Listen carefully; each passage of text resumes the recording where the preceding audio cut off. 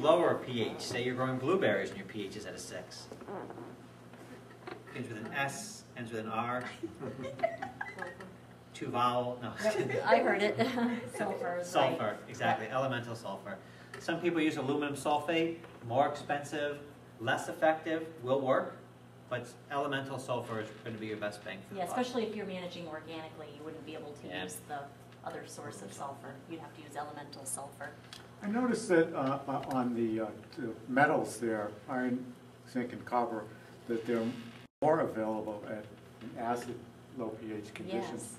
Do you think, is that the case too with some of the dangerous heavy metals? That is how I understand lead, it, although cadmium? that's not where my education Yeah. is. And where the plants are growing becomes very acidic if you're not adjusting and swapping for a more alkaline fertilizer every now and then. So you start to see nutrient toxicities, which show up by different colorations and patterns on plants, and stunting as well. And I can tell you from experience that in making a community garden over here,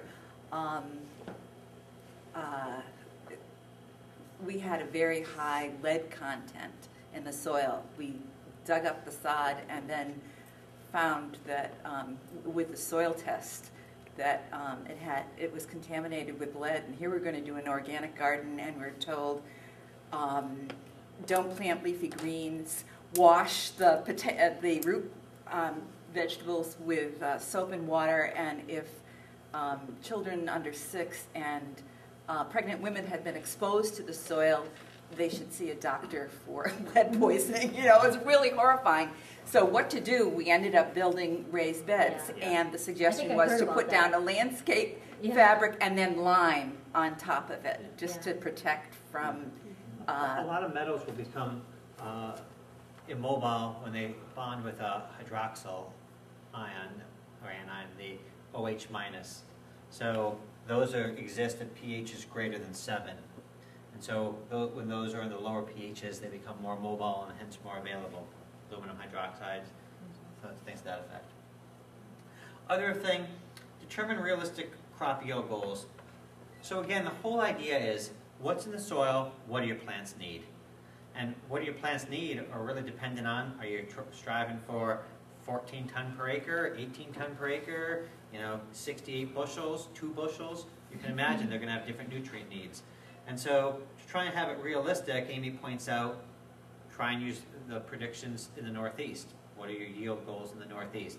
Not taken from some book from the Midwest or whatnot. But again, we're trying to determine marrying what nutrients we're going to recommend you add to how much is going to be utilized by the crop to produce a specific yield. That's actually important because a lot of people getting into farming may read national publications, and we're urging them, not for our own job security, but we're urging people to read local publications because our crop yields vary drastically from, let's just say, a grass crop in New Hampshire as compared to a grass crop in the prairie. Very different.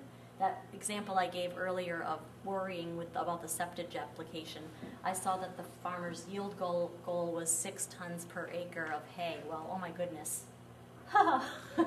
You're laughing, right? Because you realize that's yeah, I would think maybe 3 or 4 if he's a really great manager and gets at least 3 cuttings. But so you have to be realistic and use yield goals that are realistic for New Hampshire if that's where you're farming.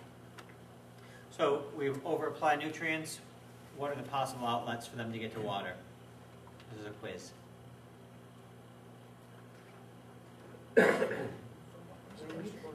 So we're talking about yield goals and soil tests. So we're trying to marry plant need with what's there. So let's say that we say, heck with the soil test, and let's just shoot for the sky in the yield goal, and let's just throw the kitchen sink out there in terms of fertilizers. What could happen to that fertilizer? What are the possible fates of that fertilizer? Disappears. Leaching is one, absolutely. Runs off. Runs off is another. Yep. And then another one that we haven't spoken about is it actually volatilizes or goes into a gaseous form in the atmosphere. But so again, if you can remember that landscape we showed you and you can think of the fates of how it can get into groundwater, then some of the best management practices that you could take will make a lot more sense to you. And I think it's safe to say, I would I would venture out to say that the very large majority of our farmers that we work with in the state are following BMPs because they have common sense. If they're a successful farmer, they're intelligent. They attend education classes to keep their pesticide licenses. They get those pest management and nutrient recommendations from Cooperative Extension. So I feel good about our farm community. It's kind of some of the newer people getting into farming that we're hoping to educate along the way so that they're... Exactly, and a lot of the newer farmers will actually go through some agricultural school. Yeah. It's the farmers that are it's the people that retire from an urban setting and have the Green Acres dream that might come up. But then you as town officials might be able to say, boy, this is excellent. You move into our town, you're looking for permits for this, that, and the other thing, farming. Go see Extension, go see Department of Ag, go see NRCS, and learn about these things. Joan, is it Joan? Yes, Joan. I was thinking about the gardening teams that come. I live in a neighborhood where the people basically hire what a friend of mine and I call the SWAT teams that come in and lawn mow and fertilize and everything, and the people are work all day. They have no idea what was put on or taken off their land. And did you say before that did you, Mr. Uncle, say before that to apply fertilizer, they would need to have a permit? No, if it's just fertilizer, but if it was even weed and feed, Okay. any pesticide, then they're commercial pesticide applicators. They need a license. So have you begun to get like any complaints or any concerns or have any kind of education programs to help that niche? Well, one thing we did is we've got a BMP section now just for lawn and turf care. And of course, Extension, we count on Extension to be the educational arm of agriculture and horticulture in the state. And I know they've got a number of programs for landscapers and turf people. And the home gardeners, I mean, it is really surprising. Well, it's surprising to people to learn that if I plant the extra row in my garden to donate to my church or to donate to a food pantry, then I need a general use permit. If I've applied anything, hot pepper oil, garlic barrier, any such thing, it doesn't have to. They're like, well, I didn't go and get some insecticide off the shelf. I just made this organic concoction. But the idea is that you need to inform people of what's been applied, and people need to, the Department of Ag at least has to know what you've applied. So that general use permit really is easy, $20, fill out an application, state what you used, piece of cake.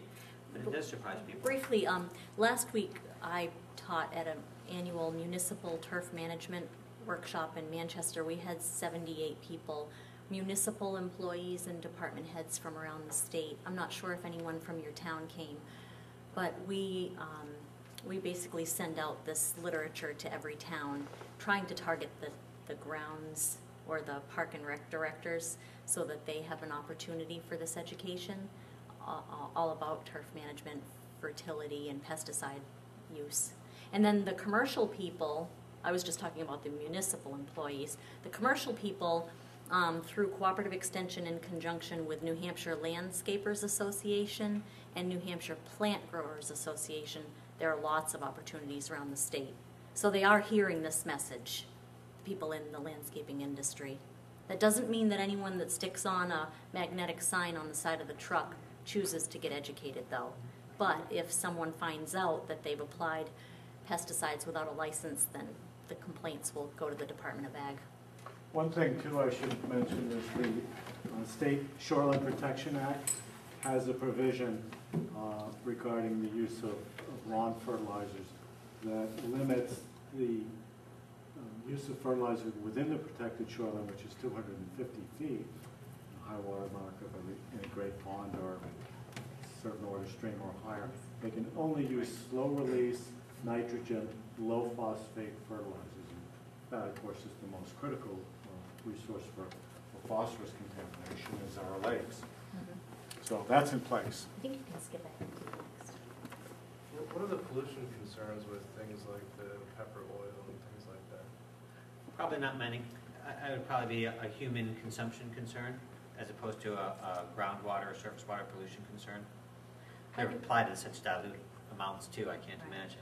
One interesting thing to note is EPA is the federal agency that's involved in regulating the sale and use of pesticides in our country. But what they